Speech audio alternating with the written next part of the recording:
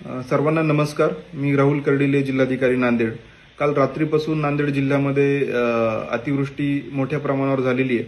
त्यामुळे आपल्या जिल्ह्यातले नद्या, नाले, ओढे, सर्व मेजर डॅम्स, मायनर डॅम्स हे सगळे ओव्हरफ्लो होत आहेत आणि अनेक गावांचा संपर्क सुटलेला आहे. अनेक गावांमध्ये पाणी शिरलेलं आहे आणि त्यामुळेच आम्ही खबरदारीचा इशारा म्हणून जिल्ह्यातील सर्व शाळांना सुट्टी दिलेली आहे. त्याचसोबत महाविद्यालय पातळीवर निर्णय घेण्याचा अधिकार त्या उपविभाग अधिकाऱ्यांना आम्ही दिलेला आहे. माझं सर्व नांदेडकरांना आव्हान आहे की आपण कुठल्याही अतिआवश्यक कामाशिवाय घराबाहेर पडू नये.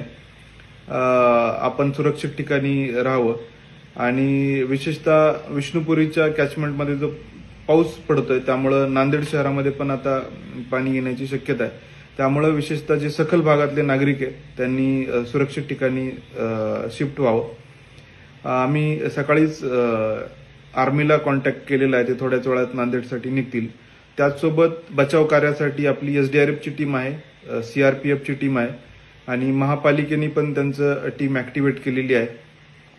तर आपण त्यांच्या कंट्रोल रूमला संपर्क साधावा.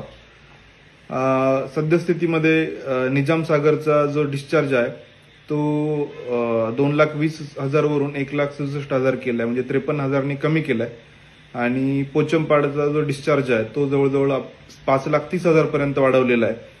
त्यामुळं अशी अपेक्षा आहे की 2-3 तासामध्ये आपल्याला त्यामध्ये थोडासा रिलीफ मिळेल.